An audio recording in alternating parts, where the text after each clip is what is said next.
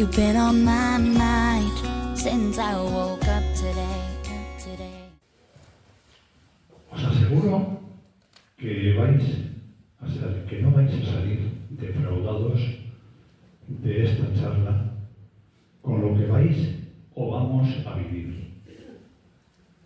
Vamos a presentar el libro que Acceso, la Asociación de Adultos con Cardiopatías Congénitas de España, Superando Obstáculos, ha publicado recientemente. El libro se titula Superando Obstáculos 2, latidos que no se rinden. Solamente con escuchar el título ya promete emociones fuertes. Estoy seguro que algunos y algunas habréis leído ya el libro. Otras, estáis en proceso de lectura. Y solamente algunas personas no lo habréis todavía leído. ¿Sabéis cuál es la palabra que más se repite en este libro? Esta sería una pregunta de examen. La palabra que más se repite en el libro es la palabra corazón. Y es que los testimonios que aparecen en el libro están escritos con el corazón, desde el corazón y dirigidos a nuestros corazones. Como decía Pascal, brillante pensador y literato y científico, a veces el corazón tiene razones que la razón ignora o desconoce. De ahí la importancia del corazón. En este libro no encontraréis grandes literatos, tal y como lo entendemos en un sentido tradicional, pero sí grandísimas personas, como vamos a comprobar hoy, que nos transmiten sus sentimientos, emociones, vivencias, y donde el denominador común para todos ellos son las ganas de vivir, que constituyen el principal motor de vida. Cuando vivir se escribe con mayúsculas, todo adquiere otro sentido en la vida. Todos ellos expresan su agradecimiento a las personas que les han dado la posibilidad de vivir. Voy a citar dos frases, dos fragmentos que me han impactado mucho en el libro. Hay muchísimos, pero voy a destacarlos. Uno es de Pablo Meras, que dice: la literatura tiene algo de mágico.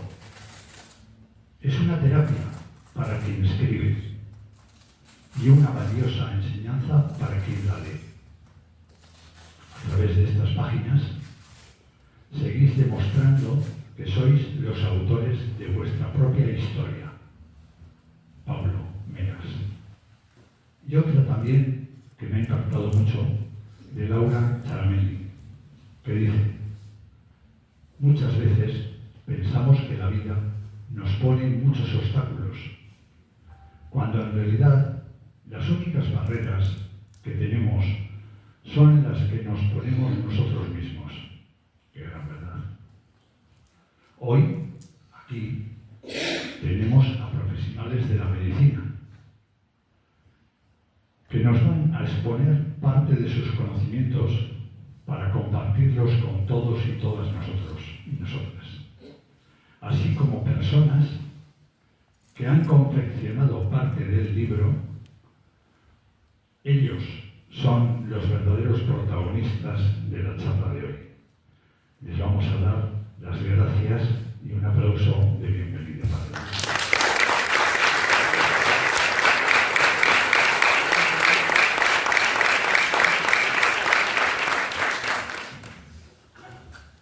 Y a continuación vamos a iniciar con los verdaderos protagonistas. En primer lugar,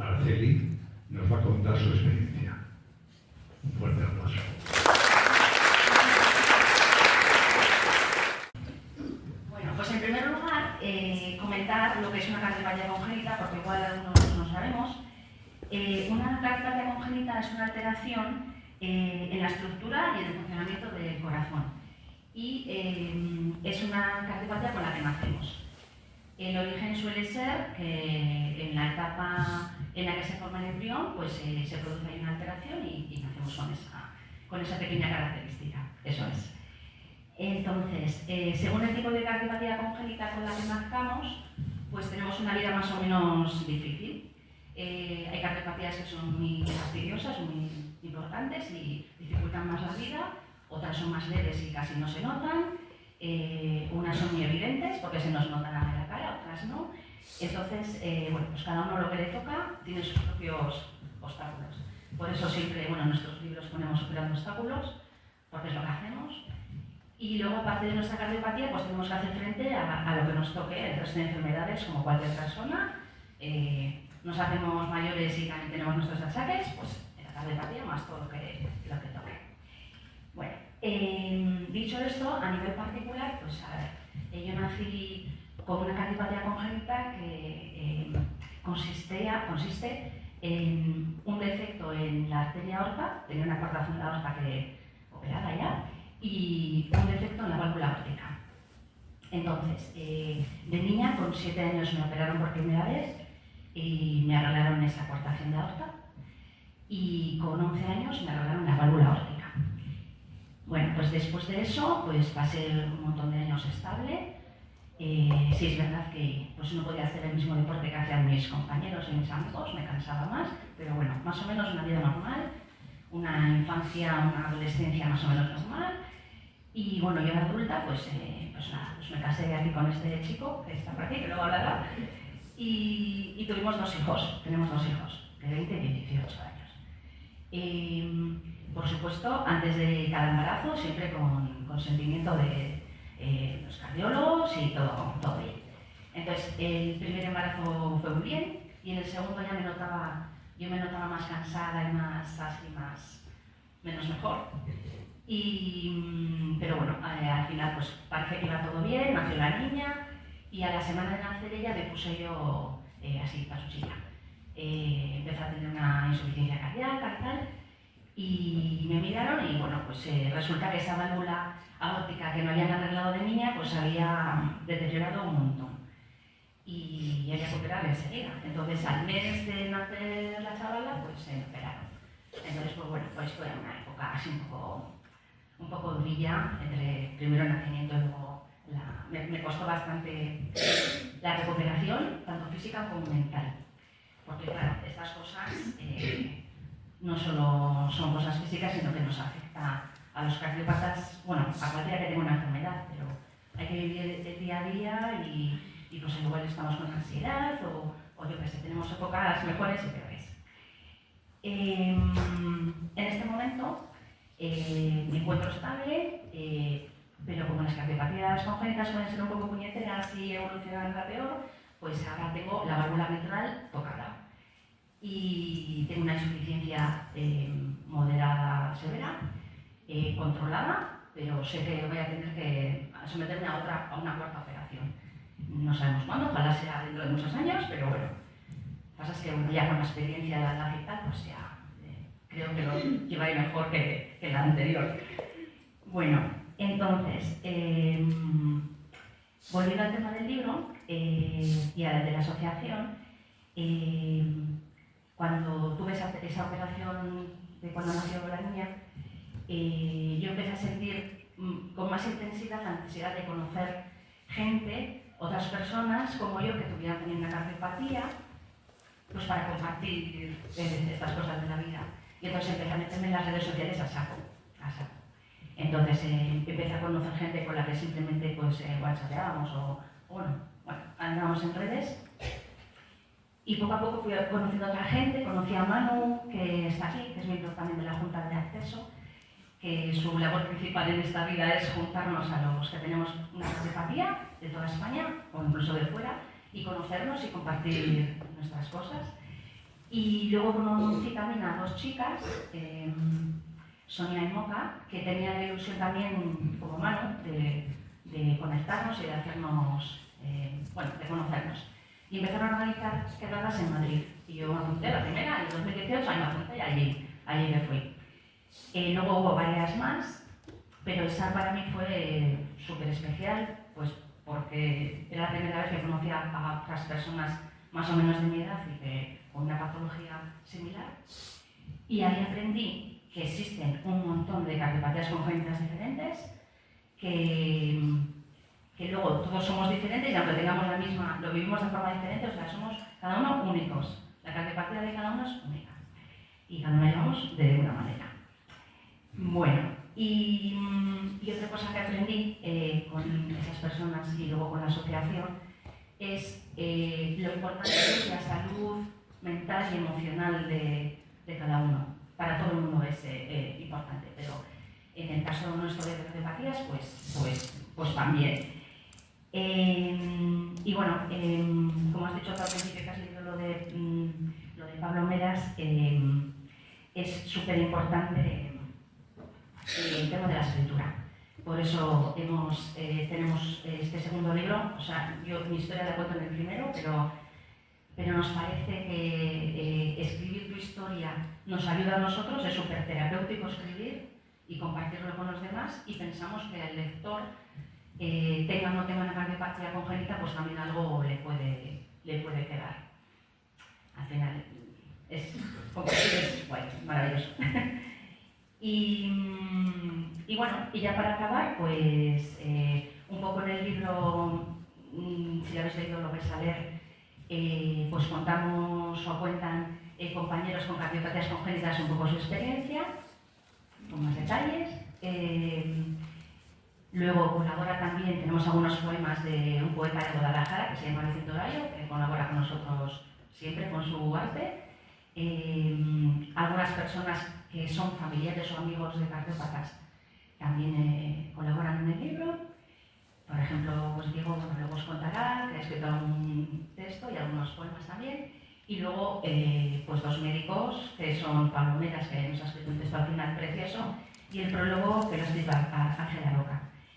Y estamos súper agradecidos a ellos y a todo, en general, en Madrid, en el Hospital de la Paz, nos tratan y nos acogen y nos ayudan un montón y les agradecemos toda la ayuda. Y bueno, y a vosotros, pues gracias, voy a acabar ya. Gracias por escuchar y espero que disfrutéis la tarde. Y es que... Bueno, a continuación, Conrada va a contarnos también su experiencia. Fuerte aplauso.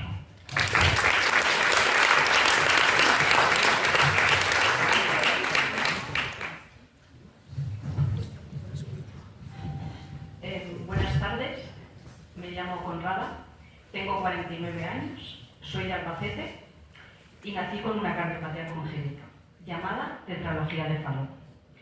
Presenta 4 malformaciones: estenosis valvular pulmonar, comunicación ventricular, cabalgación de la aorta, de la arteria aorta, hipertrofia del ventrículo derecho. Y es una cardiopatía cianótica, porque algunas de ellas lo son, otras no. Consiste en que somos los bebés azules, y nos llamaban. La llegada de un bebé a una familia es una alegría, y más si son padres primerizos. Ellos me contaban que los primeros meses de vida se dieron cuenta de que algo no funcionaba bien. Mi abuela paterna insistía que comía mucho, pero ni crecía ni engordaba. Me llevaban al médico y les decía, todo está bien. Me cogía de las manos y decía, enseguida empezará a caminar. Decidieron llevarme a un médico de pago. Ahí empezaron las primeras pruebas, los primeros diagnósticos y las primeras cosas que no entendían, porque además éramos de un pueblo pequeño y en Albacete capital tampoco decían nada. Les propusieron a mis padres trasladarme a Valencia a la Fe. Allí diagnosticaron todo y me dijeron que necesitaba una intervención, pero que no sabían si la superaría, porque era muy pequeña y tenía pocas defensas. Tendría que esperarme unos años para esa operación. Pasaron 5 años. En el 82 me hicieron esa corrección paliativa. donde la superé y la aguanté sin mucho pronóstico. Después, seguí haciendo una vida más o menos normal después de aquella recuperación. Vinieron mis primeros años de limitaciones, de cansancio, de no poder jugar con los niños, porque siempre tenía los labios morados y las uñas.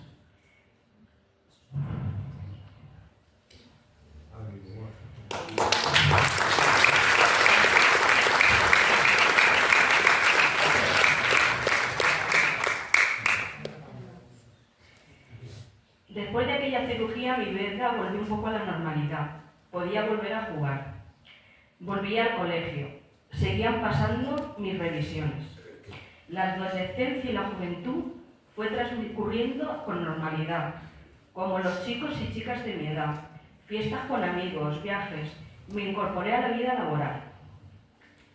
Los años fueron pasando, siempre bajo control médico. En 2009 fue mi segunda operación a corazón abierto para implantar la válvula pulmonar, porque se había deteriorado, tenía mucho cansancio y ya no tenía mucho oxígeno.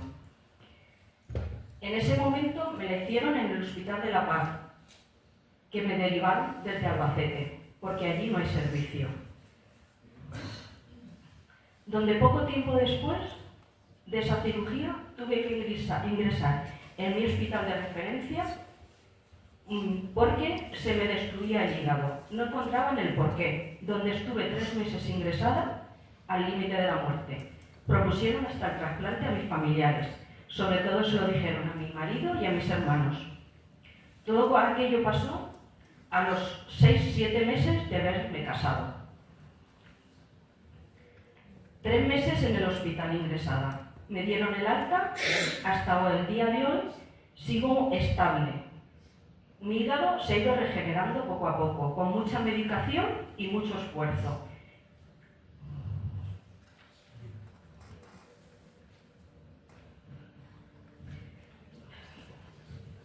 Si queréis saber algo más del libro, lo podéis encontrar. He colaborado en 2 relatos, escritos con mucho corazón. Hoy en día llevo ya 2 cambios de válvula pulmonar y mi enfermedad autoinmune está controlada. Y hoy estamos a la espera, hoy tenemos esperanza de vida, llegamos a ser edad adulta. Estoy encantada de pertenecer a CESO, para poder ayudar a otras personas con mi experiencia. Mi lema: nunca te rindas, ni en los peores momentos. Siempre hay que ser positivos.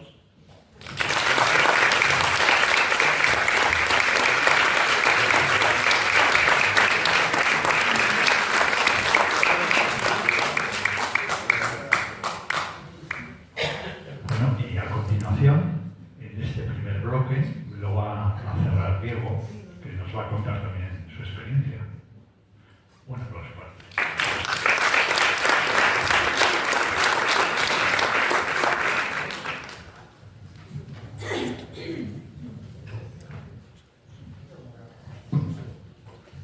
Bueno, primeramente agradecer la asistencia de todo el mundo. Soy Diego, soy marido de Araceli, como he dicho antes. Soy también socio de Acceso, hace poquito que me hice, aunque ya he estado en un montón de eventos como estos, como estáis vosotros por ahí viendo. Ahora estoy aquí hablando porque, bueno, he participado en los 2 libros, pero bueno, en este particularmente, en el otro hice un relato y este he hecho unos poemas y bueno, como que a mí hacer poesía me gusta más.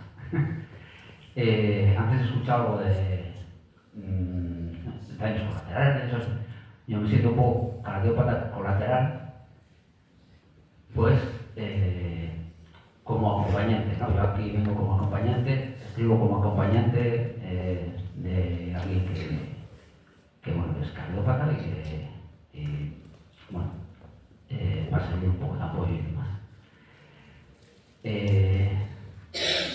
bueno, hace 25 años que conocí a Araceli.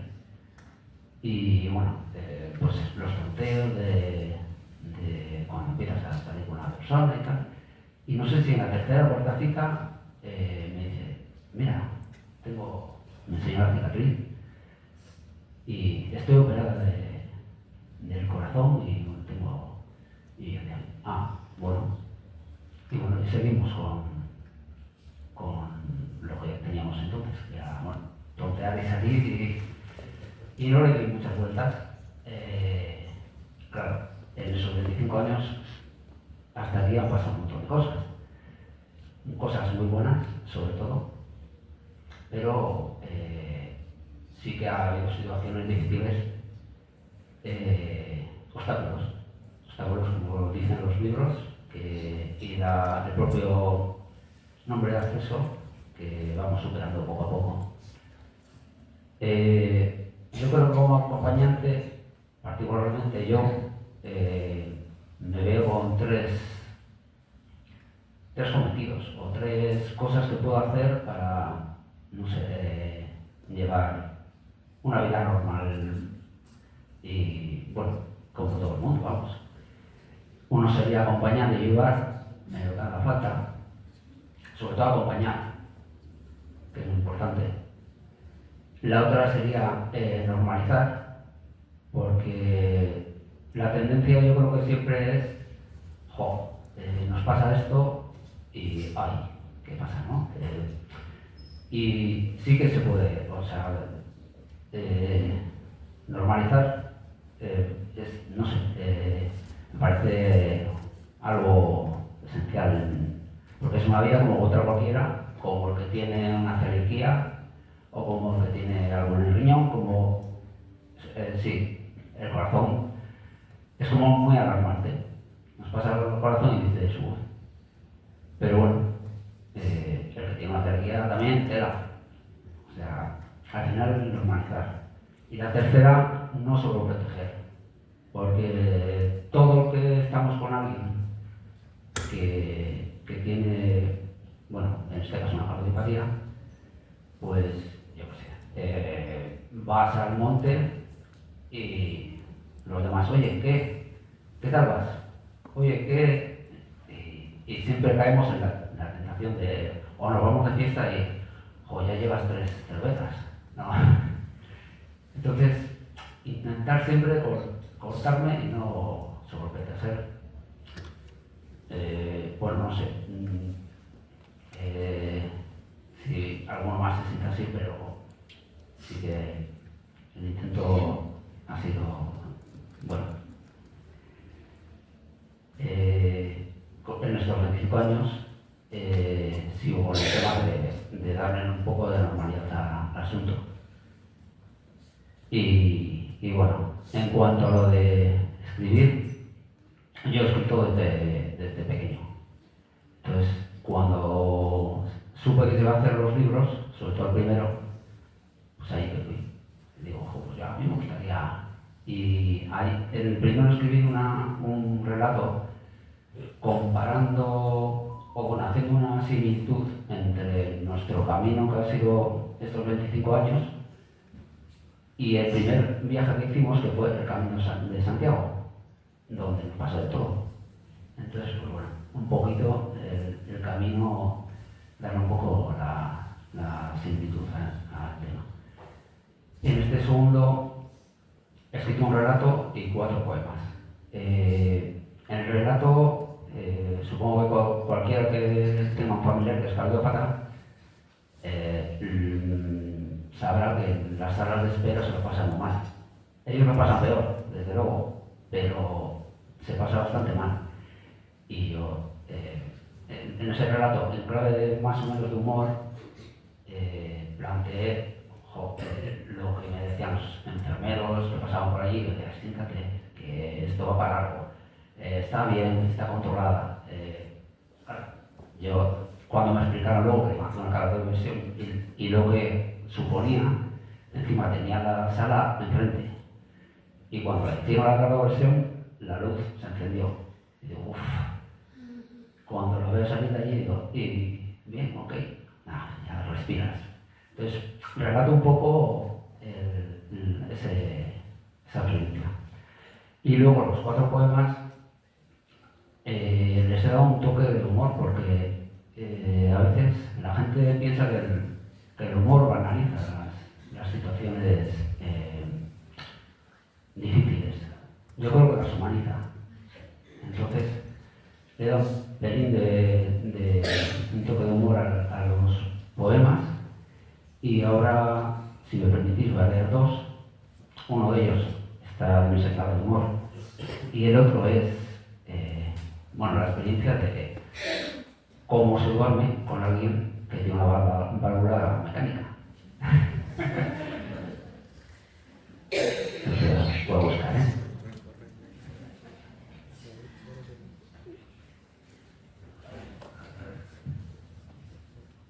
El primero se titula La canción del corazón pirata, emulando los versos de Espronceda.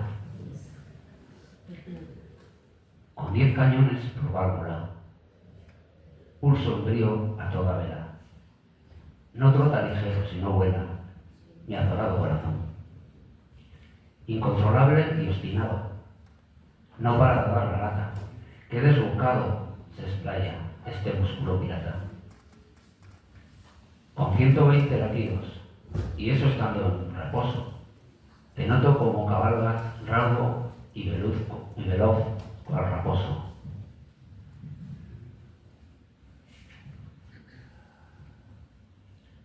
Diástole y sístole, compite, como zagales en carrera, y busco el aire apurado, y ay, por Dios, no hay manera.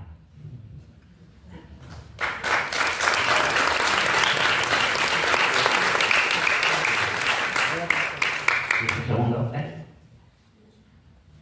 Sí, bueno, es un ataque cardíaco. Y bueno, las gafas, quedó mejor. La segunda es, estoy escuchando un latido. Estoy escuchando un latido y lo siento cercano. Guía mi alma perdida como un gestuoso faro. Emerge entre mis tinieblas, guía mi nave y amarro latido tras latido, su esencia enderezada. Estoy escuchando un canto, una nana melodiosa que me adormece, me mece y me acompaña en mis sueños. Estoy escuchando el tantán de un rito antiguo, nada ambiguo, en el que me siento seguro, protegido y armonizado. Estoy escuchando un latido cercano, muy cercano, tan cercano que con mi corazón está a coro cantando.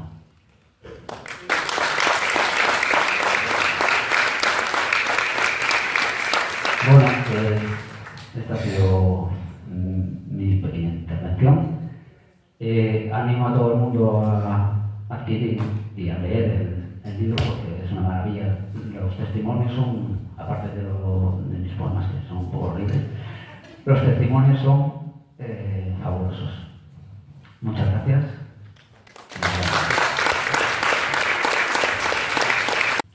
Empezamos ahora la intervención de los doctores. En primer lugar, Ana.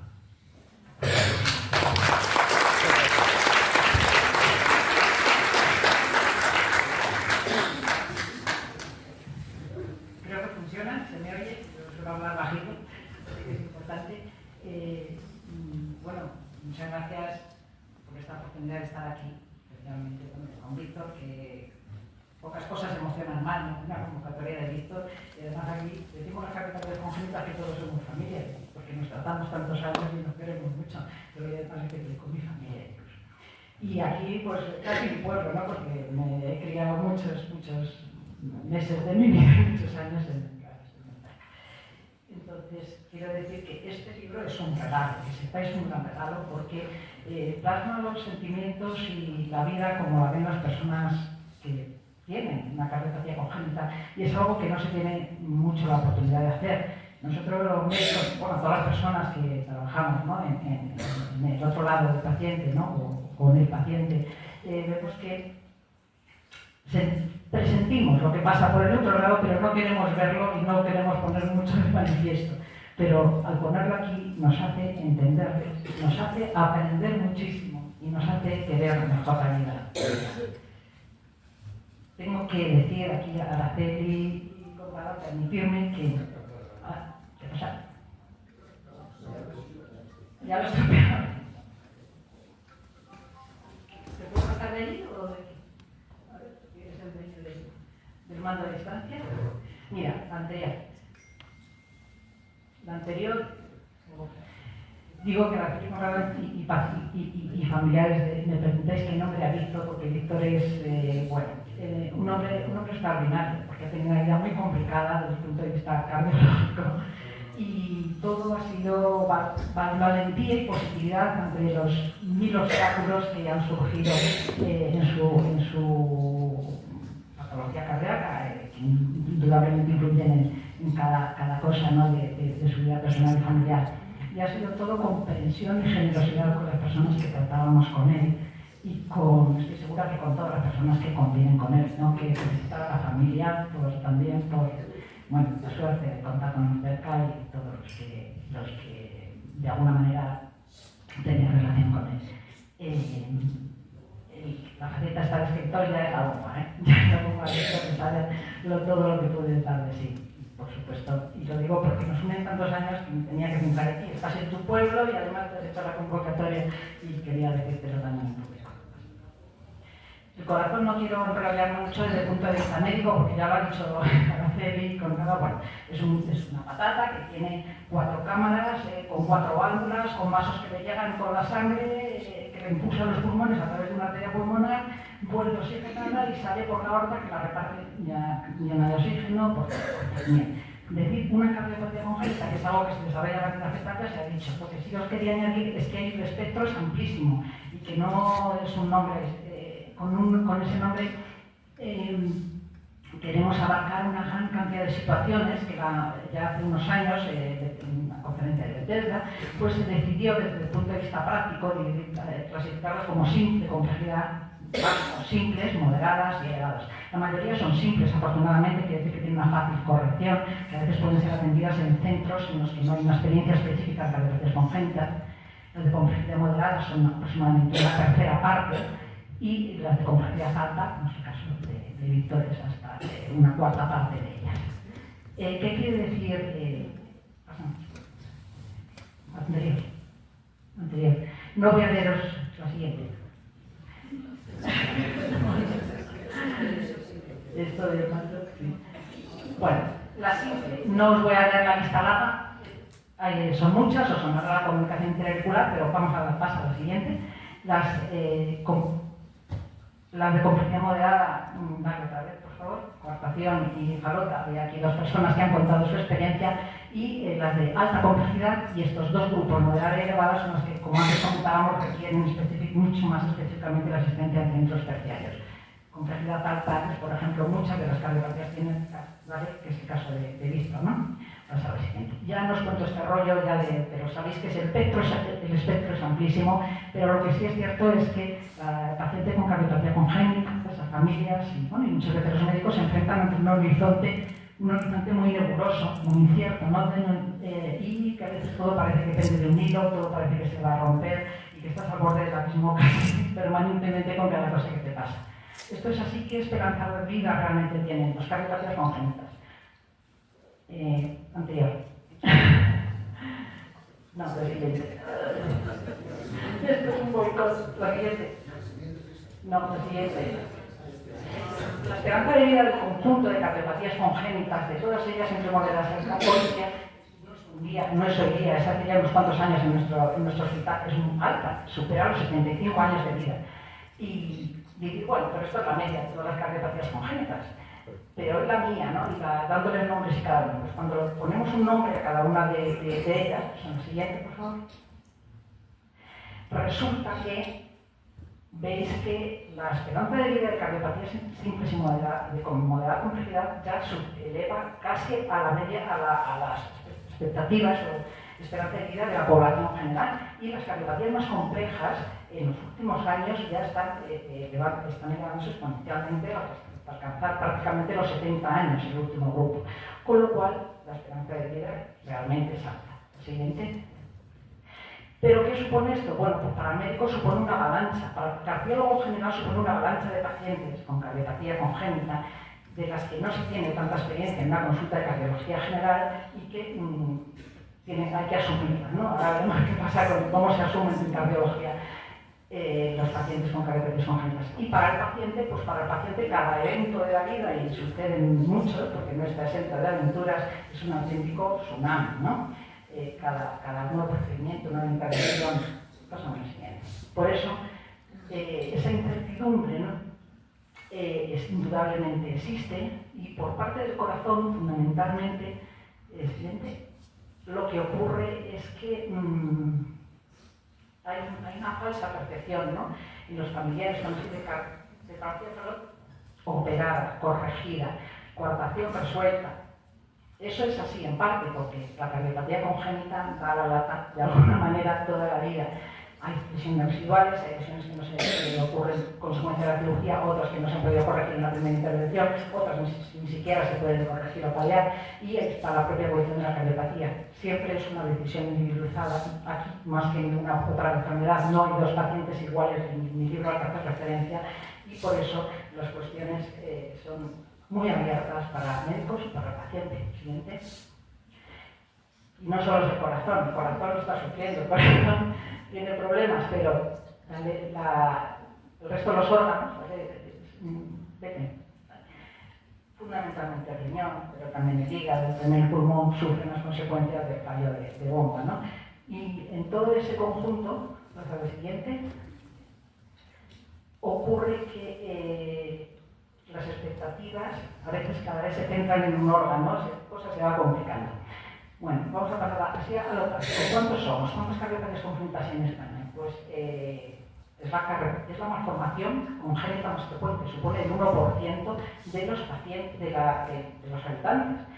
Hay una patología que es la válvula aórtica bicúspide, que es tan frecuente que hace que, si se incluye como cardiopatía congénita, pues alcance a la población en estos niveles. Esos son 250 pacientes con cardiopatía congénita por 100.000 habitantes, que supone 1.300 adultos al año nuevos en una consulta de cardiopatías congénitas del adulto.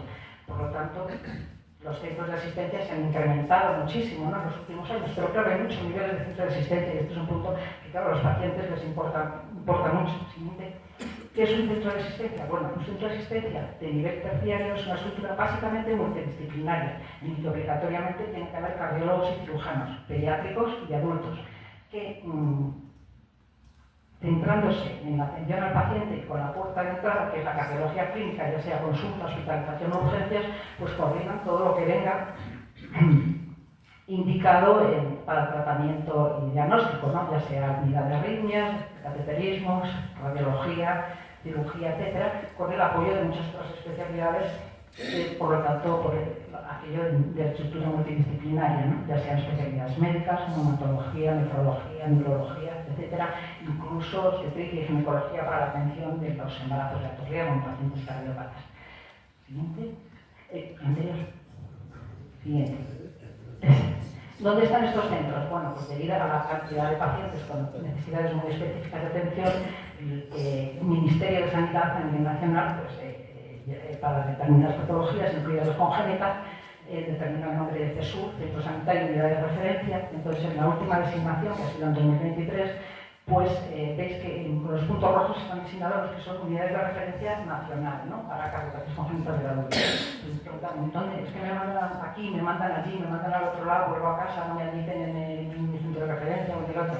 Los designados por el CESUR, y sobre todo las patologías de complejidad moderada y alta, de lo importante de la clasificación de la tabla, pues están en Madrid y en Barcelona, porque son los centros lógicamente de mayor densidad de población, es lógico que hay más dentro y es donde han sido los centros más pioneros, pero también en Valencia, en Sevilla y en la última designación incluido también Cruces y Salamanca el año pasado. Siguiente. Si nombro cardiopatías congénitas, tengo que nombrar al doctor Oliver, ha sido mi jefe, compañero, que también que ha sido, pues, no solo pionero en la atención de las cardiopatías congénitas en España, sino en la figura internacional también, y además es maestro de todos nosotros, ¿no? una de sus ideas era que el seguimiento es fundamental. En un paciente cardiópata no se puede abandonar, ni siquiera con la resistencia, que te da la rebeldía y dices, ya no quiero saber nada más de mi enfermedad y los médicos. Pero el seguimiento es fundamental porque es lo que te hace justificar, porque no hay estudios comparativos, con lo cual el tratamiento está en base al seguimiento y a ver los resultados sobre un determinado paciente. Y entonces así el paciente pues es el juez, nos va a dar la evidencia de si estamos haciendo las cosas bien. Andrea, esto es lo que nos pasa muchas veces. Yo creo que porque se dan tantos problemas juntos, no solamente el propio corazón o los órganos, como decíamos antes, que cuesta saber por dónde empezar, las cosas a veces son realmente complejas. Nos pasa como a este señor que se le hunde el coche buscando el fallo del motor. ¿Qué es importante entonces? Hemos dicho que es una larga vida con una cardiopatía congénita, una larga vida con un corazón distinto, remendado muchas veces, más o menos, reparado, mejor dicho, y yo creo que la actitud mejor que se puede tener es ser responsable de tu vida. Y Víctor, Conrad, Araceli, Víctor son un buen ejemplo de ello. Asumir que te ha tocado y que tienes que hacer todo lo posible porque funcione todo sin ser muy vegetarios. Tener conciencia de que nadie te ve a veces esa dificultad y por lo tanto te van a tratar y exigir lo mismo que otra persona, porque es una invisibilidad oculta y que además va a necesitar mucho mantenimiento, ¿no? Hay que afrontar muchas cosas que sabemos que van a ir bien, muchas certezas, pero también unas cuantas incertidumbres, tanto para el médico como para el paciente. Aquí tengo que decir que hay una frase de Víctor que dice: lo importante no es donde quieras llegar, sino donde estás. Yo digo, vale, de acuerdo, pero también, habida cuenta que esto es una larga vida, también es importante perder el miedo a planear el futuro, sabe bien, y educación, mucha comunicación, sobre todo siguiente, no sentirse solos, que es lo que nos permite las asociaciones, las publicaciones, y por eso estamos aquí. ¿Siguiente? En definitiva, es una pesada carga, indudablemente, la cardiopatía congénita, sobre todo algunas arritmias, dolor, fatiga, marcapasos, cateterismo, más válvula, otra válvula, una cirugía y otra, pero yo creo que con esta actitud que estamos comentando y con ayuda un poco de todos, siguiente, puede ser una cosa bastante llevadera, ¿no? Y ya tenemos bastante felices. Siguiente. Esto es lo que nos inspira los pacientes con una cardiopatía congénita, por lo menos en mi caso, en mis compañeros. Aún sin proponérselo, nos ayuda a superar nuestras limitaciones, las propias y las externas que nos creamos, como decía antes, que ha sido. Y con esto, pues doy por terminada. Creo que se ha saltado una, pero esta, en la que quiero poner de relieve que si hay espacio para mejorar en toda la vida, pero en las cardiopatías congénitas en España, indudablemente bastante. Uno son las bases de datos, los indicadores, los marcadores por el beneficio de cada tratamiento que hacemos, ya sea médico, ya sea con intervenciones. Por supuesto, los modelos y los fondos de investigación y, por supuesto, la organización, que en España esto de la organización siempre andamos un poco por detrás porque improvisamos bastante y porque identificamos los problemas, pero hasta que se resuelven siempre nos han pasado varias cosas antes. Y sobre todo, y en un día como este, como hoy, remarcar la gran utilidad de plataformas como las asociaciones, de organizaciones de pacientes y de familiares que ponen de manifiesto que están ahí, se hacen visibles a la sociedad y además esa posibilidad de llevar a las administraciones muchas de nuestras necesidades que de otra manera ni siquiera se puede llegar ni como médico individual ni como el paciente individual. Ya, pues creo que no, que muchas gracias y que por favor, el libro este es un regalo maravilloso que nos hace pacientes o pacientes. A mí me gusta verlos como pacientes, muchas veces son personas, amigos, y que la realidad después de leer un libro como este está bien.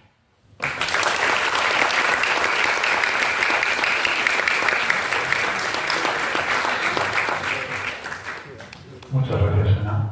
Y a continuación, Pepe, te toca. Bueno, querías repartir suerte con el puntero.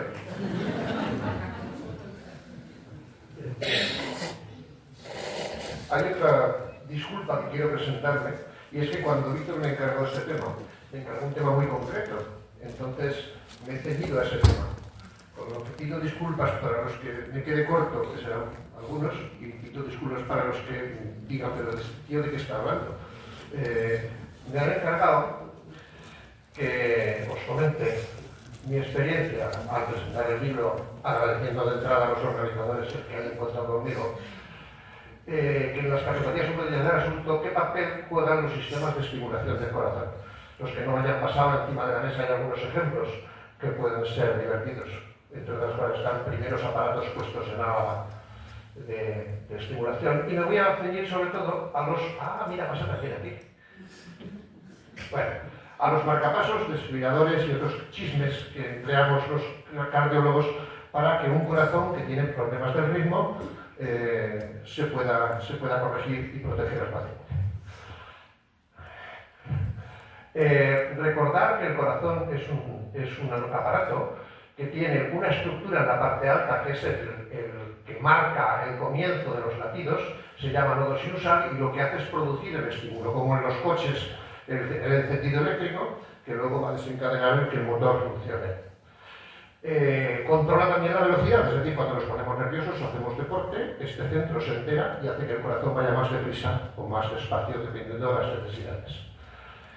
Ese estímulo se extiende por la parte alta del corazón, aquí en verde clarito, que son las aurículas, y hace que se contraigan las aurículas, vaciando la sangre hacia la parte inferior del corazón, hacia los ventrículos. Llega a un sistema que lo que hace es demorar ese estímulo para que se contraigan primero las aurículas, y una vez que se hayan vaciado bien en los ventrículos, estos se contraigan y expulsen la sangre al resto del cuerpo y al pulmón por las arterias. Este es un poco el esquema general, y lo empleo, aunque quizás sea demasiado, para entender algunos detalles que luego quiero comentar con vosotros. Vamos a hablar entonces de marcapasos, y los marcapasos pueden ser de una cámara o de dos. Vemos aquí el ejemplo de un marcapasos en esquema de una sola cámara. El cablecito que está pintado en azul llega hasta la punta del ventrículo derecho para estimular el corazón, si el corazón no se estimula él solo.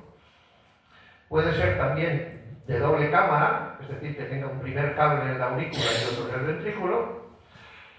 Y los desfibriladores también pueden ser igualmente unicamerales o bicamerales. Este sería el esquema de un bicameral, pero que tiene la peculiaridad de que tiene una parte en el cable de dentro del corazón y el ventrículo, de tal manera que si hay una arritmia grave, de estas que aparecen en las películas y que están en el chispazo, el aparato da el chispazo al detectarla de forma automática.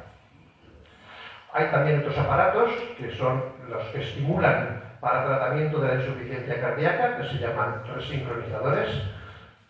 Y por último hablaremos de otros que están reuniendo todas las características de los desfibriladores y de los resincronizadores. Y por último los contes subcutáneos.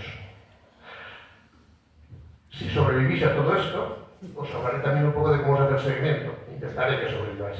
¿De dónde venimos? Esto me resultó divertido cuando empecé a preparar el tema de hoy. Pues en 1957, yo nací en el 53, es decir, la historia de la estimulación cardíaca la he vivido entera. Algunos cardiólogos, sobre todo cirujanos de Estados Unidos, se dieron cuenta de que muchos pacientes, cuando les operaban del corazón, tenían problemas gravísimos porque se les paraba el corazón, se bloqueaban, no había estímulo que alcanzara a que el corazón se contrajera. Y entonces diseñaron un marcapasos que funcionaba a piñón, es decir, todo el tiempo estaba estimulando a 60, 70 latidos por minuto, pero que tenía unos problemas muy graves. Uno de ellos, la batería era de mercurio, era tan grande como un libro. Y aquí en la fotografía vemos a un chaval jovencito con el marcapasos en el exterior y los cables que iban a través del pecho al exterior del corazón. Evidentemente, esto era pan para hoy y hambre para hoy por la tarde. Pero era una solución que fue el comienzo de algo mucho más útil. En el año 58 hubo un señor en Suecia, con el Instituto Karolinska, que se llamaba el Dr. Ed Senning, que le puso un marcapasos a un señor que se hizo famoso, que se llama Larson, se llamaba, recibió, Víctor, te da una pasada, 26 marcapasos a lo largo de su vida y murió en el 2001 a los 86 años. ¿Qué tal vivió el señor Larson con sus marcapasos durante todos esos años? Pues ese es el de la foto. O sea que vivió bastante bien. Se hizo famosísimo porque fue el primero y porque disfrutó de esa oportunidad. Pero siguen siendo marcapasos los primeros fijos, es decir, todo el rato estimula el corazón, lo necesite o no lo necesite. Solo había un on o un off. El off te ponía bizco, entonces preferían el on. En el año 67, es decir, yo ya estaba estudiando la carrera, se hizo un avance importantísimo, que fue, si esto lo quiere decir, exacto, el marcapasos a demanda.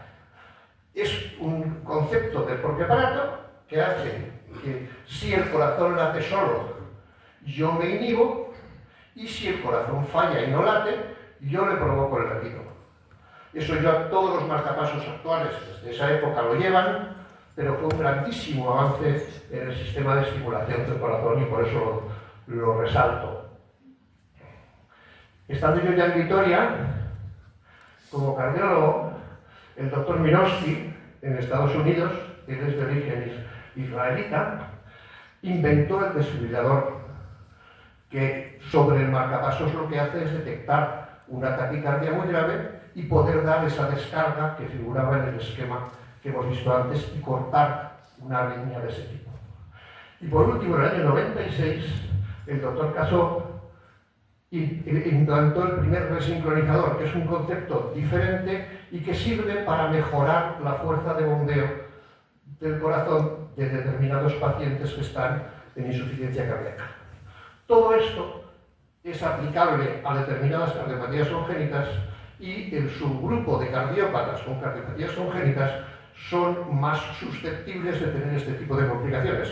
Por eso tiene algún sentido, quizás, el que yo os esté dando semejante charla. A ver si eso.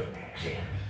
¿Para qué sirven los marcapasos? Pues como os he dicho, evitan que el corazón lata por debajo de una determinada frecuencia. Si late por encima el solo, fenomenal. Si no, él le obliga a latir para que no baje de determinada frecuencia. Pueden ponerse por dentro de las venas hasta el corazón o puede ponerse por fuera del corazón, pegado al corazón, en la parte exterior. Se llaman transvenosos o se llaman epicárdicos. Ahora veremos qué utilidad tiene especialmente en las cardiopatías congénitas. Muchas veces es muy complicado o incluso contraproducente poner cables por el interior del corazón en un paciente que se va a tener que operar o hacer correcciones o es muy pequeño y sin embargo ponerlo por fuera del corazón cumple con ese mismo criterio y estimular y sin embargo no perjudica de esa manera. Los marcapasos de Víctor eran todos exteriores al corazón. Bueno, todos no, casi todos. El último no. Esta es una radiografía de tórax, que os la voy a explicar un poquito porque va a servir de imagen en más ocasiones. Esto evidentemente es el tórax de una persona, con sus costillas, sus pulmones, y esto blanco de aquí es el corazón.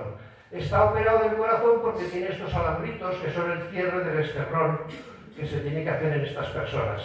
Esto de aquí es la radiografía de un marcapasos. Sabemos que es doble cámara de tocar porque tiene dos cables, pero además un cable termina aquí y otro cable termina aquí. Es un marcapasos bicameral endovenoso. Sin embargo, este otro, que también es de un paciente operado, está puesto el aparato en la tripa, los cables suben por debajo de la piel y hay un cable en esta zona y otro cable en esta otra zona que no sigue ningún trayecto de ninguna vena porque está puesto por el exterior del corazón. ¿Y por qué cuento esto? Vaya, porque si hace falta ponerle un marcapasos a una cardiopatía congénita de un bebé, no nos podemos plantear por muchos motivos ponerlo por dentro de las venas. Pero uno de ellos es que si el bebé es de este tamaño, chiquitito, cuando va creciendo los cables se quedan cortos. Y entonces si los ponemos por fuera del corazón y les dejamos un buen bucle, cuando el niño va creciendo, el cable va adaptándose a ese nuevo tamaño, con el que tiene su utilidad práctica, aunque mi compañera sabe mucho más que yo de todo esto. A demanda. Bueno, este es el electrocardiograma, como todo el mundo habla de Víctor, yo os voy a seguir hablando. Este es el electrocardiograma de Víctor, de hoy. Bueno, de hoy no, pero es de hace 4 días. Le pedí permiso. Este es el electrocardiograma normal, es decir, este es un electrocardiograma que podríamos tener, ojalá lo tengamos todos los de esta sala, ¿no?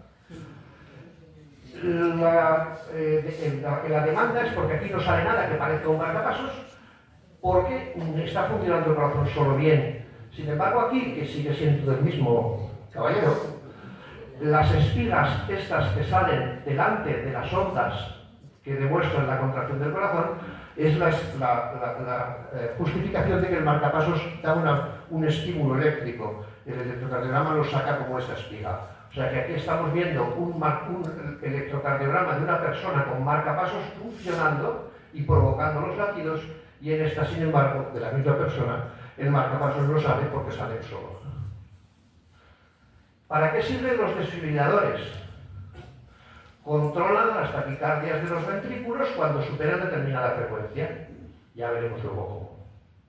Aquí tenemos un desfibrilador que los encima de la mesa son una demostración de ello. Lo primero es que es mucho más grande que un marcapasos.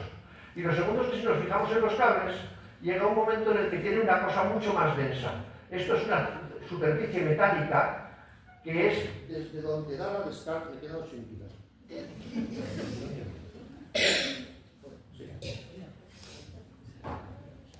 Es de donde da la descarga al corazón en caso de necesitarla.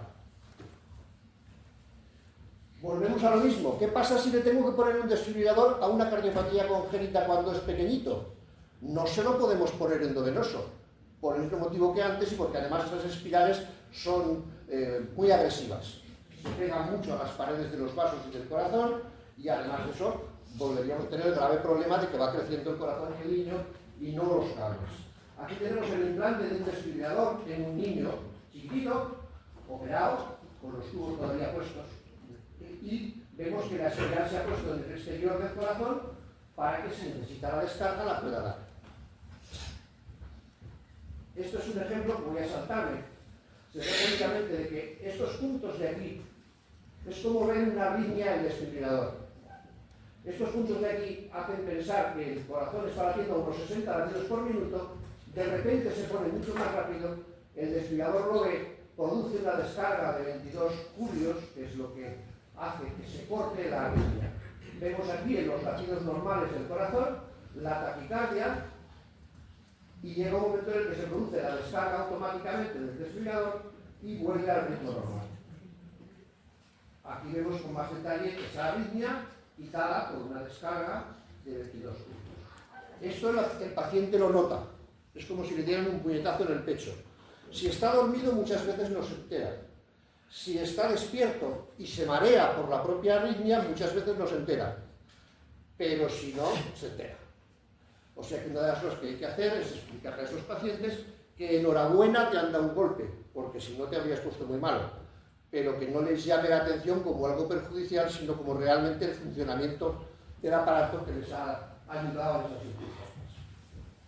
Los desfibriladores también pueden ver una arritmia, como ahí, está el corazón latiendo a 200 por minuto, estimular el corazón como marcapasos muy rápido y quitar la arritmia y volver al ritmo normal. O sea que los desfibriladores pueden quitar las arritmias por descarga de alta energía o estimulando el corazón más deprisa que la propia arritmia, luego se paran de golpe y muchas veces eso hace que se quite la arritmia sola. Esto el paciente la inmensa mayoría de las veces no nota absolutamente nada. Es en segundos. Hemos hablado de resincronizadores, de que son esos aparatos parecidos a un marcapasos, pero que son estimuladores del corazón y que ayudan a determinados pacientes con insuficiencia cardíaca severa a mejorar la fuerza de bombeo del corazón y que demoran las necesidades de otros tipos de tratamientos más agresivos. Aquí vemos una radiografía de un paciente con un resincronizador que están destacados para que se vean los 3 cables Este es el cable que va al ventrículo izquierdo.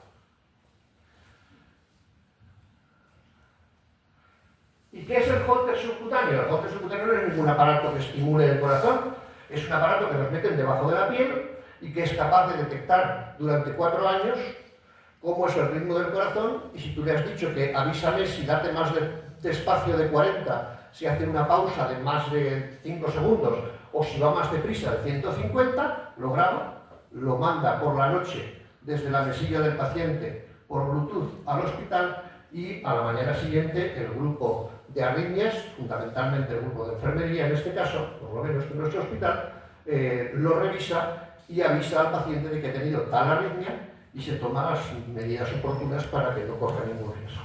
Pero es un sistema de estudio de las arritmias. Vemos aquí, ya por Dios, un holter subcutáneo como los que tenemos encima de la mesa, que es aproximadamente como un trozo de unos 4 centímetros de un lapicero, que se pone a través de un pequeño corte en la piel del paciente y como si se inyectara con una jeringuilla, como un chip del perro, dicho así sin que se entere el perro. El holter subcutáneo se pone fuera de quirófano y se pone actualmente en las consultas de enfermería de arritmias del hospital nuestro. ¿Cómo es un marcapasos? Porque lo hemos visto por fuera, en algún caso en la mesa hay 3 o 4 marcapasos, algunos muy viejos, otros actuales.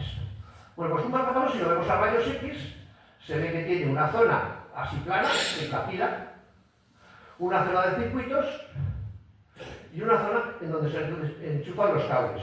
Como hay médicos en la sala, les doy la razón, esta foto está sacada porque este marcapasos no funcionaba bien, y no funcionaba bien porque se había salido el cable de su sitio. Tendría que haber quedado como el de arriba. O sea, que digo porque llama la atención y si no. Pero esto es una cosa que más o menos nos orienta. Si nos paramos a mirarlo, realmente tiene una cápsula de titanio que lo hace muy resistente, la zona de conectores para los 2 cables en este caso, y luego una serie de circuitos que hacen el estudio de me toca estimular, no me toca estimular porque mi dueño late más deprisa de lo que me han dicho que yo tengo que intervenir. Y hay otra parte del marcapasos que lo que hace es me toca, es de noche, voy a transmitir para que la enfermería del hospital sepa cómo estoy. O sea que el seguimiento remoto también forma parte de las tripas de un aparato de estos. ¿Cómo son los cables? Al final, pues hay 2 modelos. Uno que se llama fijación pasiva, esto es de plastiquillo, esto se enreda en las irregularidades de la pared interior del corazón, y este se llama fijación activa y es desde el exterior se saca un sacacorchos chiquitín, se apoya en el corazón cuando se pone el marcapasos, se saca el sacacorchos y eso se queda enganchado para que el contacto con el corazón sea el correcto y estimule cuando necesita sin ningún problema. Aquí tenemos, ya sabemos que esto está recién puesto, tiene la base, un desfibrilador porque tiene la zona metálica del choque. Pero esto es que sacar esta foto porque en la lateral, fijaros en este cable y en este cable, en la aurícula y en el ventrículo, que si lo ampliamos, aquí se ve que es una fijación activa de sacacorchos y aquí se ve que es una fijación pasiva sin sacacorchos. Simplemente es para que os hagáis una idea de cómo se ve esto. Y luego hay 2 situaciones puntuales, y no hay más, de marcapasos y de desfibriladores. El marcapasos sin cable, este marcapasos no lleva electrodo, se ancla en las paredes del corazón con estos arponcitos, tenemos un ejemplo encima de la mesa también, se llama el Micra, dura igual 9 años, transmite igual a través de Bluetooth desde la mesilla del paciente, pero como no lleva cables, prácticamente es imposible que se infecte. Y también es prácticamente imposible sacarlo cuando se agota. O sea que cuando se agota a los 9-10 años, si se pone en una persona de edad media, si se pone en un señor de 85 años, lo más probable es que no necesite el segundo. El segundo no hay ningún problema, el tercero tampoco, pero el cuarto no cabe. Y entonces es un pequeño lío. O sea que hay que seleccionar a quién se le pone. Tiene sus ventajas y tiene sus limitaciones. ¿Qué tamaño tiene? Pues ya habéis comparado con un marcapasos convencional. Es casi si te lo tragas ni te enteras. Es como una cápsula. ¿Qué veremos? Yo poco, pero algunos de la sala, muchos. Ya veremos cómo acaba esto en tamaño. A lo mejor te los puedes tragar al final. Y el otro modelo peculiar es el desfibrilador que no se pone por dentro del corazón, ni por fuera tocando el corazón. Se pone por encima de las costillas. Se pone en el subcutáneo, debajo de la piel. Se pone en el lateral del pecho y lleva un solo cable con la espiral esta desde donde haga descarga puesta al lado del esternón. Ventaja: no tengo nada dentro del corazón. No puedo tener una endocarditis como se apuntan algunos de mis amigos de por aquí enfrente. La endocarditis es una infección más grave del corazón que es realmente importante. Con este sistema no tienes por qué tener una endocarditis porque no tienes nada dentro del riego de los vasos. Aquí tenemos una radiografía de un señor con el aparato puesto y el cablecito en su sitio. Aquí vemos cómo se produce la arritmia grave y el aparato da la descarga y salen de nuevo las señales del electrocardiograma, que ha funcionado normal. ¿Cuál es su grandísima limitación? No puede estimular el corazón como marcapasos porque no lo está tocando. Solamente puede dar la descarga al bruto y caiga, salga al suelo por antequera. Pero realmente es muy útil. ¿De qué nos informan los sistemas de estimulación? ¿Desde casa o desde la consulta? De cómo está la pila, nos avisa cuando hay que cambiarla, de si los cables están bien o se están fastidiando o se han movido, es muy raro. ¿De qué arritmias he tratado? Si he tenido que estimular porque el corazón va despacio o realmente no me ha hecho falta porque detecto bien y el ritmo es correcto. Si ha habido arritmias rápidas que he tenido que dar una descarga. Y también nos da una información de cómo va el tema de la insuficiencia cardíaca con una serie de parámetros de difícil interpretación. Esto es una aproximación útil, pero no puede ser considerada como algo de la solidez de lo de arriba. En resumen, un marcapasos sirve para evitar que el corazón lata por debajo de una frecuencia determinada. Un resincronizador sirve para que no salga aquí nada, así. Ayuda a algunos pacientes con insuficiencia cardíaca para mejorar el bombeo, pero también funciona como marcapasos, si es necesario. Un desfibrilador sirve para tratar arritmias rápidas, dando descargas o sobreestimulación, pero también funciona como marcapasos. Un desfibrilador resincronizador cumple todas las funciones de los otros tres. Y un Holter implantable solamente estudia si hay o no arritmias y me informa al médico. Todos los sistemas pueden funcionar como Holter, o sea, todos nos informan de qué ha pasado. Con esto termino. ¿Cómo se pueden hacer las revisiones de un paciente que lleva un dispositivo de estos? Se puede hacer seguimiento presencial, seguimiento remoto o monitorización remota. Estos dos conceptos, que parecen similares, tienen una diferencia que es lo que yo querría que os quedara claro, porque yo creo que todos sabéis ya que se pueden revisar los pacientes, los marcapasos desde casa. Pero hay que saber una cosa que ahora quiero explicaros, si me deja el asunto. El seguimiento remoto, el paciente tiene que ponerse un aparatito encima del pecho y darle a un botón para que transmite, y solo transmita cuando el paciente lo activa. La monitorización remota, hay un sistema automático con Bluetooth que transmite si el paciente le da al botón, si hay una arritmia, una alerta, o si el médico ha dicho cada 3 meses transmite. Es decir, tenemos frente a una información puntual que al día siguiente de esta información puede pasar algo y el médico no se entera. En la monitorización remota tenemos una información permanente del paciente. O sea que si no transmites porque no hay nada. Es fundamental porque por eso nos podemos quedar completamente tranquilos. Pero aquí puede encenderse el sistema de aviso de cambio de batería al día siguiente y no nos llega la información. Sin embargo, si al día siguiente de la última se enciende aquí el aviso de recambio de batería, nos va a llevar una nueva información diciendo, cuidado, hay que cambiar la pila.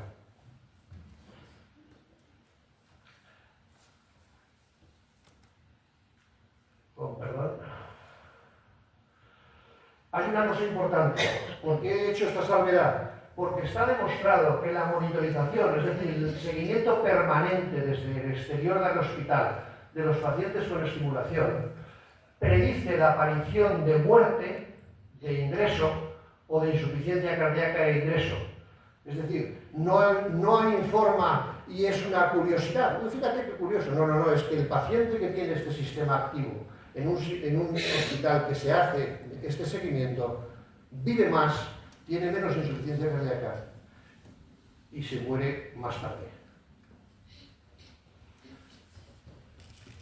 Este es el mapa al lamento que yo estoy jubilado desde hace 4 años y la información de mi hospital la dejé de recibir en el año 19.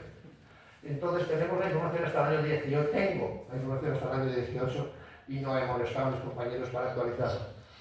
Lo que sí que queda claro es que en el País Vasco somos pioneros en seguimiento remoto. Para 3 millones de habitantes largos, pero no 4, tenemos un volumen de pacientes en seguimiento remoto superior al resto de España. Y en el Hospital de Vitoria, desde el año 2010, el 100% de los pacientes que reciben un dispositivo de estimulación cardíaca tienen el seguimiento remoto activado. Aquí se ve cómo ha evolucionado en los marcapasos desde 2010, en los desfibriladores que ya se hacen todos y por eso no hay variación de año a año, y en los Holter, que en los primeros modelos no se podía hacer seguimiento desde casa, desde el momento en que se pudo hacer, también se incluyen todos los que se ponen. Con todo esto, recordemos que la información puede ser muy útil en estos pacientes y que, por si os interesa, hay una guía publicada en comunidad desde la Sociedad Española de Cardiología del Ministerio, que se trata de la guía de las personas portadoras de marcapasos, en las que he tenido la oportunidad de participar, y que esta es del año 2023. Que hay una guía de pacientes de seguimiento remoto de estimulación cardíaca, que es accesible desde internet sin ningún problema, y que está escrita para los pacientes, por lo que esto realmente sí es fácil de entender. Y que hay un libro de monitorización domiciliaria en estimulación cardíaca que también está en esa misma línea. De todos modos, hoy veníamos a presentar este libro, Superando Obstáculos 2, los latidos que no se rinden, y con esto termino mi presentación.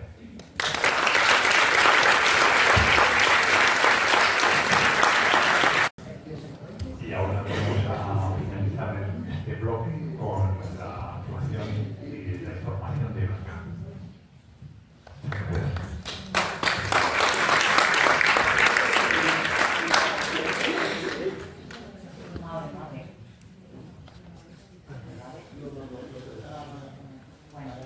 Bueno, nada, yo agradecer a Víctor y bueno, a Pepe que también me habló de esto y por invitarme a venir. Soy una de las enfermeras que trabaja en la unidad de insuficiencia cardíaca de Lua Araba.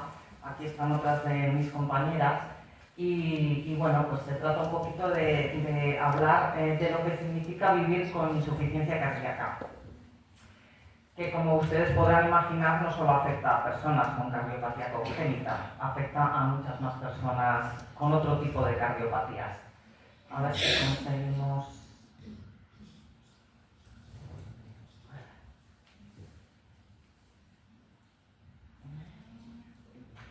Bueno, lo primero que quería decir mientras se va poniendo es que precisamente esta semana, todos los años, en el mes de mayo, se celebra la Semana de Concienciación de la Insuficiencia Cardíaca y es precisamente esta semana, con lo cual pues estamos encantados de estar aquí para poder hablar de ello.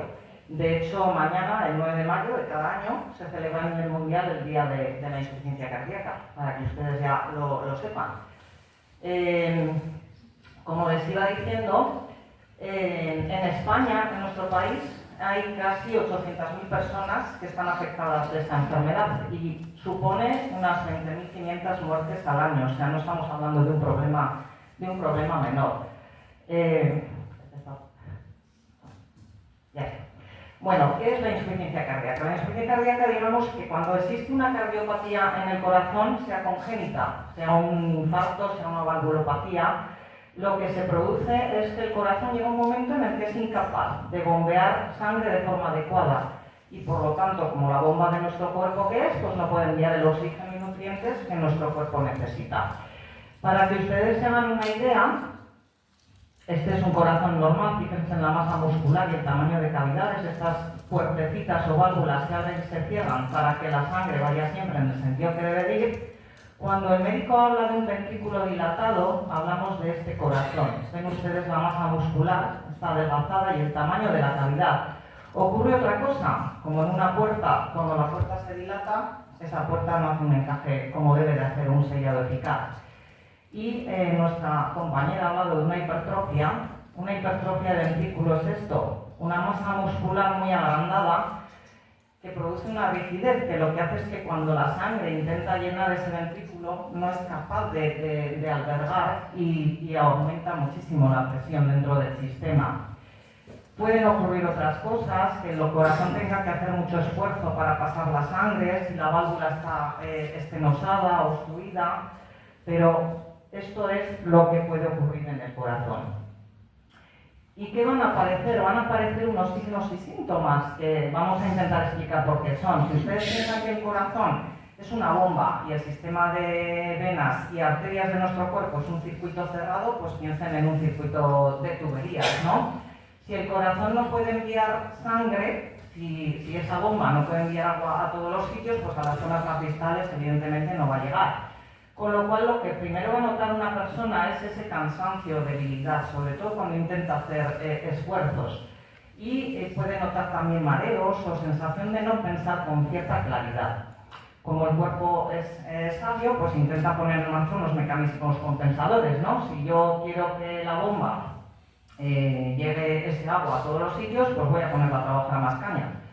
¿Y qué hace el corazón? Pues acelerar su frecuencia cardíaca, con lo cual la persona puede notar palpitaciones o esos latidos acelerados que se producen por esta dificultad de bombeo de sangre, pero que claro, a la larga el corazón sigue igual de débil y esto no nos va a venir bien. El riñón es otro órgano que va a intervenir. Cuando yo veo que no me llega sangre suficiente para mantener mi funcionamiento, ¿qué hago? Pues voy a retener agua y así mantengo mi funcionamiento. Con lo cual voy a notar que orino menos y además el agua pesa, porque el peso en el cuerpo se conforma de masa grasa, masa ósea y de agua además. Pero ¿qué pasa cuando estamos reteniendo agua, cuando estamos aumentando pulsaciones y cuando todo en el sistema pues aumenta ahí un poquito la presión? Esto es lo que pasa en un sistema de tuberías, ¿ven? Pues aquí pasa lo mismo, el agua pasa al espacio extravascular. Sale del espacio intravascular, pasa al espacio extravascular y si se acumula en el pulmón, pues uno va a notar dificultad para respirar cuando hace esfuerzos, como cuando uno no está entrenado y pretende subir a volver corriendo, pues va ahogándose por el camino. Es esa sensación. Y cuando se tumba, pues uno nota cierta dificultad también, con lo cual voy a tener que ir poniendo cada día una almohada más para poder ir respirando mejor. Si se me acumulan las piernas, notaré que se me van inflamando. Si se me acumula en la tripa, pues notaré también que se me va inflamando y además notaré una cierta sensación de plenitud, de que no me apetece comer, ¿vale? Estos son los síntomas principales que afectan a estas personas. Pero ¿qué pasa con estos síntomas? Que a veces se cronifican y acompañan a la persona en su vida. Si yo pregunto a los aquí presentes qué es para ustedes calidad de vida, pues yo para mí lo tengo claro, contestaría que para mí es poder viajar, poder estar con mis amigos, con mi familia y poder hacer las cosas que me gustan, básicamente. Así de sencillo. Pero claro, cuando yo cada vez que intento seguir a mis amigos, que nos encanta subir al Gorbea y yo no puedo, pues esto me está dificultando y va a ser algo que influya negativamente en mi calidad de vida. Además, esto va a afectar a mi estado de ánimo, ellos también lo han dicho, ¿no? Puede afectar a mi economía si pierdo mi trabajo a consecuencia de esto, va a dificultar que yo pueda hacer ciertas actividades sociales que a mí me gustan y además me va a exigir una serie de cambios y de hábitos que tengo que adoptar en mi vida para adaptarme a la enfermedad. Lo primero que van a poner los médicos es un tratamiento farmacológico que sí que tiene múltiples beneficios para este corazón, pero hay que saber que esto no es como cuando me duele la cabeza, me tomo un paracetamol y se me pasa y es fantástico, ¿no?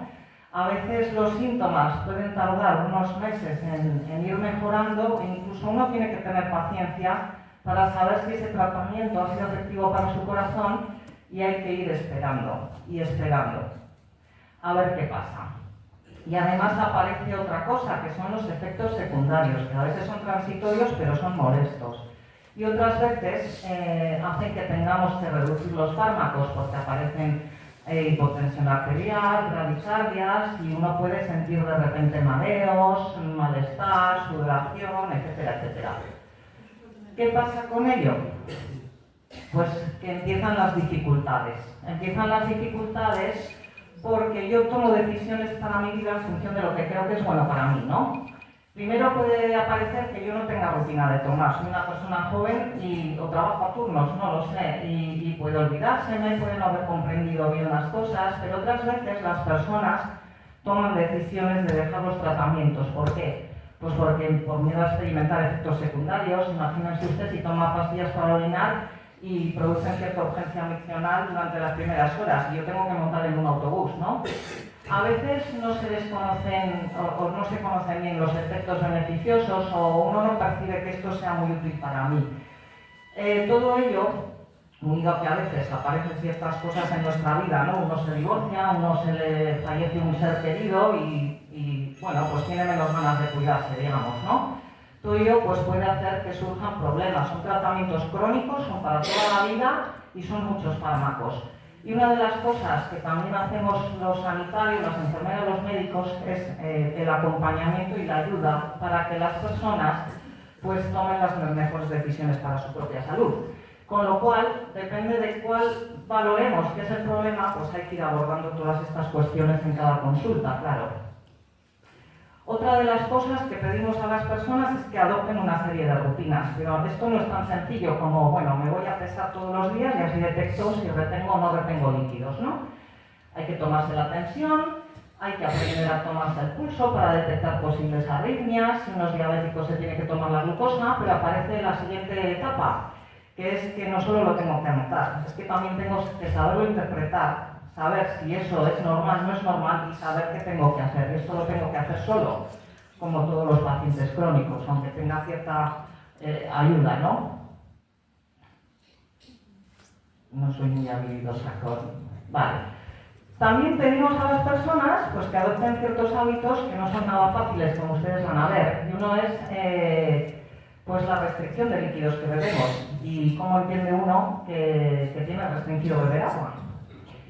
Además hay que empezar a aprender a calcular los líquidos que bebo de la dieta. Si tengo diarrea, tengo que saber cómo calcular lo que tengo que beber de más, de menos. Tengo que saber si tengo que subir mi diurético, si retengo líquidos o no retengo líquidos. Y todo eso requiere un entrenamiento, un aprendizaje. Y además nos enfrentamos con un síntoma muy limitante, como es la sed. Y que a ustedes les diga que tienen sed y no pueden beber agua. Imagínense lo que supone, ¿no? Además, bueno, esto parece relativamente fácil, ¿no? Se viene una dieta mediterránea baja en sal. Ahí a la entrada he visto un cartel que tienen además ahí puesto. Nuestra dieta mediterránea de aceite de oliva, de verduras, de hortalizas, que sabemos que, bueno, pues es la que debemos elegir por la prevención que hace sobre eventos cardiovasculares. Pero ¿qué pasa? Que en nuestro medio cada vez somos más aficionados al consumo de ultraprocesados y estamos olvidando la dieta mediterránea. ¿Y por qué son más ricos los ultraprocesados? Pues porque llevan grasas saturadas y llevan sal en su composición. Si ustedes se fijan en este gráfico, todo este consumo de sal, todo esto, el 72% de lo que consumimos al día proviene de los alimentos ultraprocesados, no de lo que añadimos cada vez que cocinamos. Y sabemos además que los ultraprocesados, junto con el sedentarismo y otros factores de riesgo cardiovascular como la diabetes, la obesidad, la hipertensión o la dislipidemia, aumentan el riesgo de insuficiencia cardíaca, no solo para ellos, sino para toda la población. Y aquí pues se complica un poco más, hay que aprender a leerse las etiquetas. ¿Qué pasa si un alimento es light? ¿Es cardiosaludable? Pues no tiene por qué. Y si pone que reducción sal realmente lo es, pues tampoco tiene por qué. El ejercicio físico Desde luego está indicado para todas las personas también, por múltiples motivos y tiene un efecto muy positivo en el riesgo cardiovascular. Además ayuda a otras muchas cosas, inclusive al alivio del dolor muscular, a disminuir la fatiga. Pero ¿qué pasa para estas personas? Pues que muchas veces se les pide que sea un ejercicio moderado, que no sea intenso, está limitado por los síntomas y además en ciertas cardiopatías hay restricciones, como para deportes de competición o de alta intensidad, deportes de contacto, personas que llevan marcapasos o desfibriladores, pues tienen que tener cuidado con los golpes, o eventos de resistencia a larga distancia que implican riesgo de deshidratación. Esto igual para una persona más sedentaria puede no tener pues ninguna incidencia, pero para un niño o para una persona cuya vida ha sido el deporte, pues implica un cambio importante en su vida, como podrán imaginar, ¿no? Y además, está haciendo una puñeta. Además hay otras cuestiones, ¿no?, que también se ven afectadas. Una es la sexualidad. ¿Por qué? Porque puede haber efectos secundarios de algunos fármacos y ciertos síntomas como la ansiedad o la depresión que dificultan y producen cierto tipo de problemas. Pacientes que se les implanta un desfibrilador y por miedo o por desconocimiento dejan de tocarse. Estos problemas se pueden tratar, pero ¿qué pasa? Que muchas veces son infradiagnosticados e infratratados. ¿Por qué? Porque nos da vergüenza abordarlos, por ansiedad, por falta de información. Y no solo afectan a la persona en sí, sino que también afectan a su pareja, a la convivencia de pareja y además en personas jóvenes que no tienen pareja estable, pues pueden producir un mayor aislamiento. Y luego piensen que en el embarazo, en situaciones de embarazo, por ejemplo, en algunas cardiopatías, a algunas mujeres se les puede contraindicar. Si una mujer quiere ser madre, pues imagínense lo que esto puede suponer para ella, ¿no? Con todo esto, y atendiendo a la salud mental, que yo creo que es algo muy importante en nuestro medio, desde el momento del diagnóstico, en que aparecen muchas emociones, ¿no? Si hablamos de emociones, lo primero que aparece es cierto desconcierto, ¿no? ¿Por qué me pasa a mí esto, no? ¿Por qué me ha tocado a mí, en los padres o en la propia persona? Y un poco un sentimiento de incertidumbre hacia el futuro, ¿no? Y cierta sensación de culpa, ¿no? A veces es normal que aparece cierta sensación de culpa en los padres, lo he provocado yo, sobre todo si es congénito, imagínense ustedes esto lo que puede suponer. Y luego también vivimos en una sociedad donde parece que si uno está todo el día contento, pues atrae las cosas buenas. Parece que las personas tristes se lo buscan, ¿no? Y con todo ello, bueno, sí, el sufrimiento es opcional. Bueno, pues si uno se da la llama, pues igual lo que he trabajado. Los demás, pues hacemos cada uno lo que podemos, ¿no? En el seguimiento uno tiene que aprender a enfrentar muchas cosas, ¿no? Aparece el miedo, la inseguridad, si me equivoco, vaya usted a saber si me tomo una pastilla de más, si se me estropea el riñón, ¿y qué hago ahora? Y si sufro una descarga del desfibrilador, ¿qué hago? Salgo corriendo a urgencias, se le ha encendido el monitor del marcapasos, me voy corriendo a urgencias con él, que también pasa. Y desde luego lo que todas las personas que tienen esta enfermedad dicen que lo más fundamental es el apoyo de familiares y de amigos. Muchas veces aparece la ansiedad, aparece la tristeza, aparecen los enfados, la ira, y muchas veces se vuelca con la persona que tenemos más cerca, que puede ser la pareja o la familia. Y es verdad que hay veces que decimos cosas por animar, pero son frases pues, que no sirven para mucho, ¿verdad? Cuando te dicen, yo recuerdo a mi madre, no llores, que hay otros que están peor que tú, pues hombre, pues una frase un poco de mierda, pero bueno, pues nos la tenemos que comer. Se dice con cariño y por ayudar y porque a veces no sabemos qué decir, pero es verdad que bueno, pues que la comunicación y ese tipo de cosas hace que uno pues deje de contar y se vaya aislando un poco más, ¿no? Y sabemos, y ellos lo dicen, ¿no? El cáncer, por ejemplo, está muy visibilizado en la sociedad, ¿no? A mí me diagnostican un cáncer y puedo hasta llorar porque ustedes van a pensar, pues pobre, tiene razón esta mujer, fíjate lo que le ha pasado, ¿no? Digamos que está más afectado socialmente, que ante ciertas cosas pues podamos permitirnos ciertas emociones negativas, pero con las enfermedades cardiovasculares no ocurre lo mismo. Y sin embargo, fíjense ustedes todo lo que puede implicar para estas personas. Incluso personas que cuentan cierto aislamiento, ¿no? Mis amigos ya no me llaman porque es que no les sigo el paso y han dejado de llamarme, ¿no? Surgen otro tipo de cosas en la convivencia con la insuficiencia cardíaca. Uno tiene que hacer adaptación laboral o le dicen que tiene que dejar de trabajar. Con 30 años, imagínense, una incapacidad laboral. Y si no quiere viajar, pues tiene que tener en cuenta si voy a un sitio de altitud, si puedo tomar el sol, si tengo que beber más, menos. Quiero decir que exigen muchas adaptaciones. Si además nos implantan un DAI, pues hay otros tipos de repercusiones psicológicas, como el miedo, el temor a la descarga, el dolor. Tengo que adaptar mi práctica deportiva, las relaciones de pareja, a nivel laboral. Si soy conductor profesional, voy a tener que dejar mi profesión. Hay que adaptarse a una nueva realidad. Y hay otra cosa que surge. Empiezan las dificultades, como he dicho, para seguir las recomendaciones de los servicios sanitarios. ¿Qué nos pasa a veces? Que la sensación de preocupación constante, cada vez que me llama la enfermera, es que no me deja olvidarme de que estoy enfermo. Y es como una sensación de vigilancia constante y a veces puede tener ciertos sentimientos que también tenemos que comprender, ¿no? Previo, y no lo he puesto aquí, el trasplante cardíaco, y acaba de venirme a la cabeza por la situación de apagón que tuvimos, hay personas, una concreta en Álava, que viven con asistencias ventriculares externas dependiendo de baterías. Imagínense el día del apagón, que hubo que llamar a todas estas personas en todo el país para decirles que fueran a dormir a un hospital. Dependen de ello para vivir. Cosas que para los demás pudieron ser más o menos anecdóticas, ¿no? Y en cuanto al trasplante cardíaco, pues yo creo que antes también lo han comentado, ¿no? Hay cierta ambivalencia, parece que uno se ha curado, pues no, uno sigue dependiendo de fármacos, de consultas médicas, y tras esa alegría inicial, ¿no?, del tiempo de espera, pues surge pues, ciertos sentimientos de tristeza o trastornos adaptativos. Además, imagínense lo que relacionamos nuestro corazón con las emociones, ¿no? Y de repente siento latir un corazón que no es el mío dentro de mí. Todo ello requiere una adaptación en la identidad y percepción de la persona.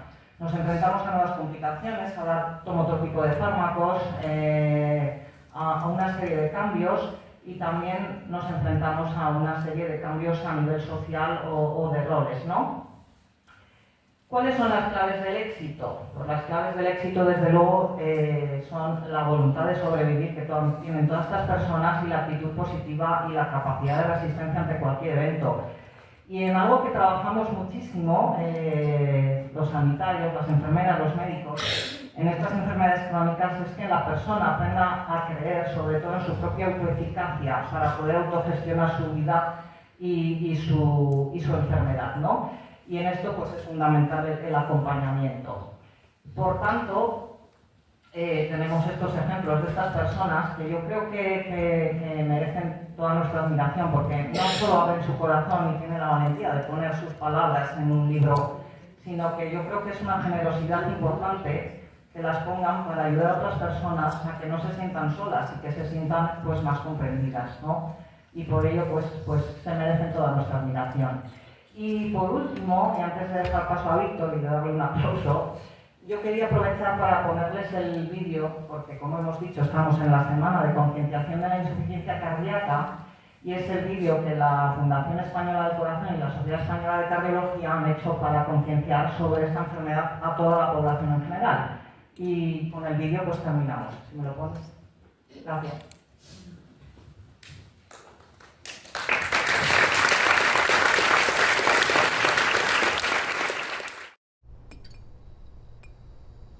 Si notas falta de aire, cansancio y palpitaciones de manera habitual, cuidado, podrías padecer un grave problema de corazón.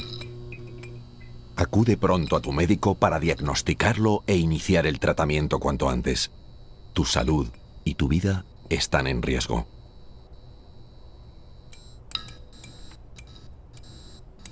Detectar la insuficiencia cardíaca está en tu mano. No dejes que se apague. Campaña de concienciación sobre la insuficiencia cardíaca. Bueno, y vamos a ir poco a poco ya finalizando. Vamos a dar la palabra a Víctor, que nos va a contar su experiencia y todo lo que quiera.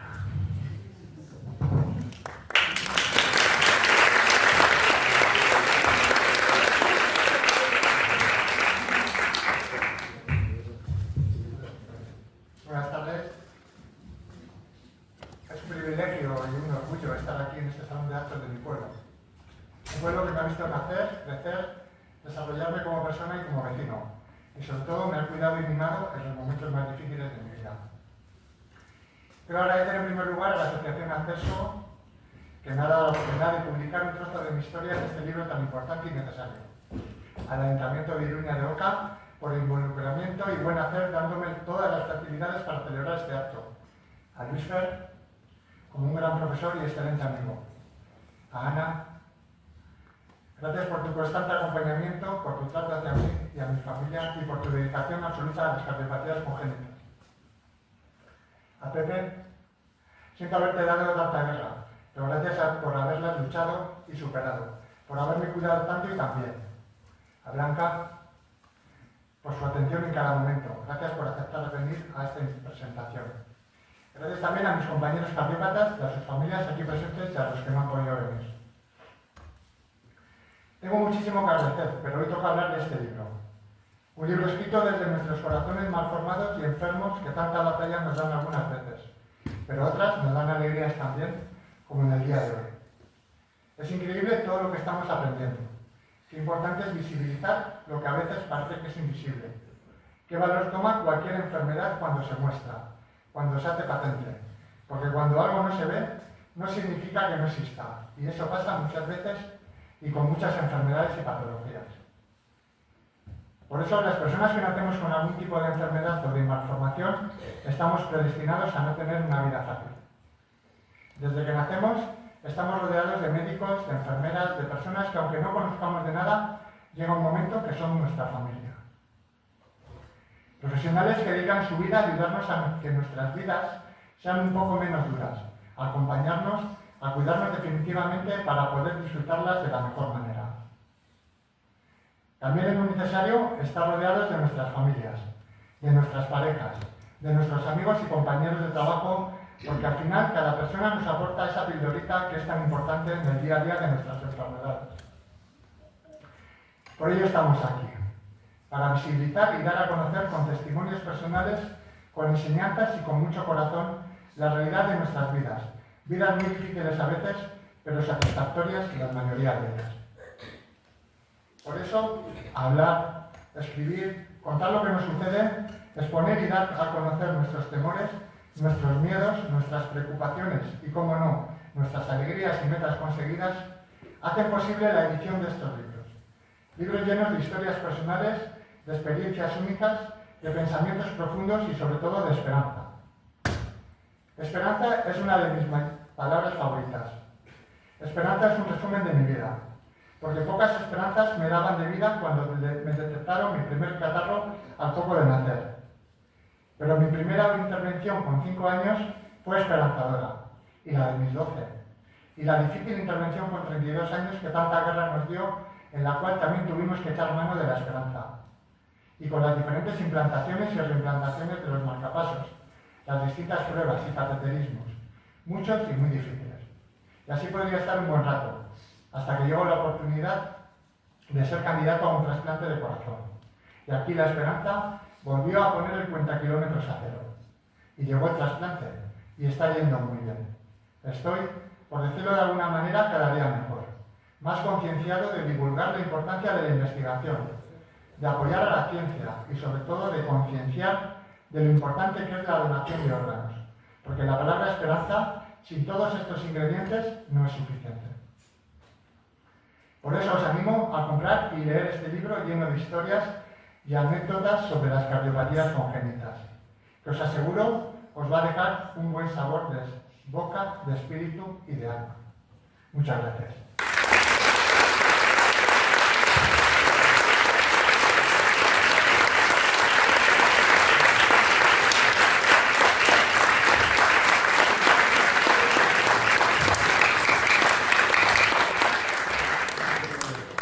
Pero a veces, no terminamos.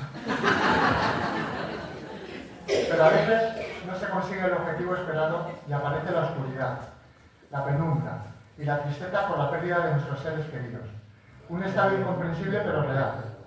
Por eso no queremos despedir este acto sin homenajear a todas las personas que nos han dejado en plena lucha de vida.